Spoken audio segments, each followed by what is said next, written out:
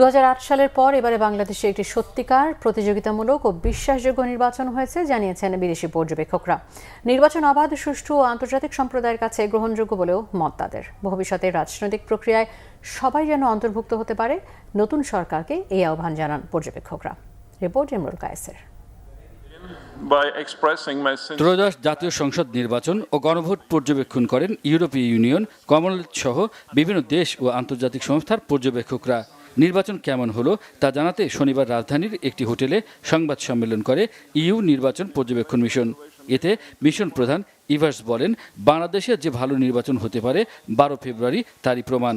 তবে জুলাই অভ্যুত্থানে নারীরা প্রথম সারিতে থাকলেও নির্বাচনে তাদের মাত্র 4% প্রার্থী হওয়াকে দুঃখজনক বলেন তিনি। 2008 সালের পর সত্যিকার অর্থেই একটা প্রতিযোগিতামূলক ও বিশ্বাসযোগ্য নির্বাচন অনুষ্ঠিত হয়েছে। বিচ্ছিন্ন কিছু ভয়ভীতি ও সংঘর্ষের খবর পাওয়া গেলেও নির্বাচনে আন্তর্জাতিক মান বজায় ছিল। নির্বাচন কমিশন খুবই দক্ষতার সাথে পেশাদারিত্ব বজায় রেখে পক্ষপাতহীনভাবে কাজ করেছে। নির্বাচনের পর শান্তিপূর্ণ পরিবেশ বজায় রাখার ক্ষেত্রে সকল রাজনৈতিক দলের দায়িত্ব রয়েছে। গণতন্ত্রে সহিংসতার কোনো জায়গা নেই। অনিয়মের অভিযোগ থাকলে আইন অনুযায়ী নির্বাচন কমিশনের সেটা সমাধান করা উচিত। পরে একই হোটেলে সংবাদ সম্মেলনে কমনওয়েলথ পর্যবেক্ষণ মিশন প্রধান নানা আকুফো বলেন, শান্তিপূর্ণ ও উৎসবমুখর পরিবেশে নির্বাচন অনুষ্ঠিত হয়েছে। তবে ডিজিটাল অপতথ্য রুখতে পর্যাপ্ত ব্যবস্থা নেওয়ার সুপারিশ করেন তিনি। আন্তর্জাতিকভাবে গ্রহণযোগ্য, স্বচ্ছ ও শান্তিপূর্ণ নির্বাচন অনুষ্ঠিত হয়েছে। স্বচ্ছতার সাথে শান্তিপূর্ণভাবে ভোট গণনা হয়েছে।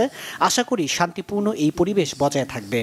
ভবিষ্যতে বাংলাদেশের রাজনীতিতে সবাই যেন অন্তর্ভুক্ত হতে পারে, নতুন সরকারের কাছে আমরা এই সুপারিশ করছি। অনিয়মের অভিযোগ থাকলে আইন অনুযায়ী নির্বাচন কমিশনের সেটা সমাধান করা উচিত। এদিকে যুক্তরাষ্ট্রভিত্তিক পর্যবেক্ষণ সংস্থা IRI একটি বিবৃতিতে বলেছে, সবার অংশগ্রহণে একটি উচ্চমাত্রার স্বচ্ছ নির্বাচন হয়েছে।